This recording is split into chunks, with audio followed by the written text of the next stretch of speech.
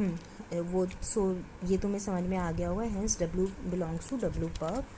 अच्छा, इसमें एक चीज़, इस तरह के क्वेश्चंस में एक चीज़ यूज़ होती है कि क्या ये डिकम्पोजिशन यूनिक है या नहीं, ठीक है। तो वो डिकम्पोजिशन यूनिक होती है क्योंकि मान लो एक V को मैंने लिख लिया था W1 plus W2, where W1 belongs to capital W and W2 belongs to W perp, ठीक है। मान लो मैंने एक और रिप्रेजेंटेशन दे दी Z1 and Z2, where Z1 belongs to W and Z2 belongs to W perp, ठीक है। और ये ऑलरेडी था, तो V में से V मैंने माइनस किया तो यहाँ पर बन गया मेरे पास zero vector, Z1 minus W1, Z2 minus W1, क्योंकि W जो एक स्पेस है तो इन दोनों का डिफरेंस भी W में जाएगा, W पर भी एक सब स्पेस है तो इन दोनों का डिफरेंस भी W पर में जाएगा, ठीक है। तो Z1 माइनस W1 जो है, मैंने इसको, मैं इधर जीरो वेक्टर है तो उसको इधर लग के आ सकती हूँ, इधर मैं इसको लिख सकती हूँ W1 माइनस Z1, इधर आके साइन चेंज हो जाएगा, ठीक है। ये चीज़ भी W में ही है क्योंकि ये दोनों एलिमेंट W के हैं, तो उन दोनों का डिफरेंस भी W में जाएगा। क्यों? क्योंकि W सब स्पेस है, तो ये चीज़ W में है, ये चीज़ W परप में है, तो इसका मतलब ये दोनों चीज़ें W और W परप में है, तो ये दोनों चीज़ें इक्वल हैं, दोनों, ये चीज़ W में है, ये चीज़ इक्वल है इसके विच इज़ W परप में है, तो ये चीज़ W में भी है और W परप में है। सिमिलरली ये चीज़ W में भी है और W परप में भी है। तो W परप और W का जो इंटरसेक्शन होता है वो सिर्फ जीरो वेक्टर होता है। ये मैंने थ्योरम बताई थी,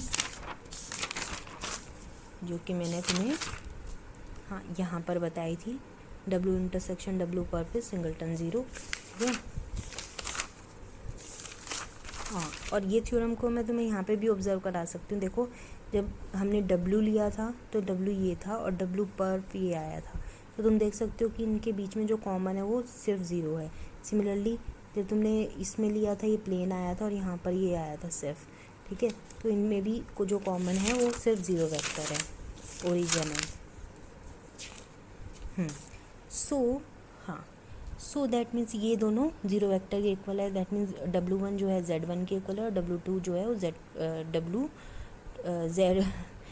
W1 इज Z1 के इक्वल है एंड Z2 इज़ W2 के इक्वल है। दैट मीन्स जो ये रिप्रेजेंटेशन होती है वो यूनिक होती है यहाँ पर, मतलब और कोई इन दोनों की जगह ले नहीं सकता है, यही एक यूनिकनेस है। मतलब Z1 कुछ कोई और नया नहीं आ सकता, Z2 कोई और नहीं आ सकता, उसको इक्वल ही होना पड़ेगा, ठीक है। तो इसने ये चीज़ मैंने इसलिए बताया क्योंकि इसने हर क्वेश्चन में इस तरह से पूछता है कि इज़ दिस डिकम्पोजिशन यूनिक, तो आपको रिप्लाई इस तरह से ही करना है, इस तरह से लिखना है, ठीक है।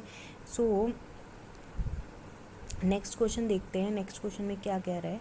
सो नेक्स्ट क्वेश्चन में कह रहा है W with the subspace of R3 whose vector lie in this plane.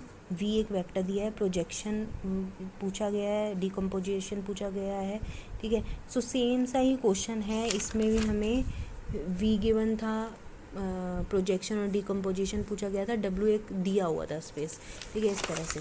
तो अगर मैंने क्या किया, W एक स्पेस है such that 2x plus Y plus Z equals to zero है, ठीक है। तो इसमें से मैंने क्या किया, क्योंकि इस तरह का वेक्टर्स वो बताया है, उसके वेक्टर्स इस इक्वेशन को सेटिस्फाई कर रहे हैं, इस प्लेन में लाई कर रहे हैं, तो इस तरह का मैंने उसको सेट रिप्रेजेंटेशन दे दी, तो ये चीज़ आ गई मेरे पास।